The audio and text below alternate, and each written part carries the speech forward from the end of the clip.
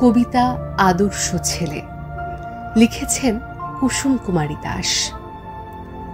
আমাদের দেশে হবে সেই ছেলে কবে, কথায় না বড় হয়ে কাজে বড় হবে। মুখে হাসি বুকে বল, তেজে ভরা মন, মানুষ হইতে হবে এই যার পণ। বিপদ আসিলে কাছে হও আগুয়ান, নাই কি শরীরে তব রক্ত মাংস প্রাণ? হাত পা সবারই আছে, মিছে কেন ভয়? চেতনা রয়েছে যার, সে কি পড়ে রয়? সে ছেলে কে চায় বলো, কথায় কথায় আসে যার চোখে জল, মাথা ঘুরে যায়। মনে প্রাণে খাট সবে শক্তিকর দান, তোমরা মানুষ হলে দেশের কল্যাণ।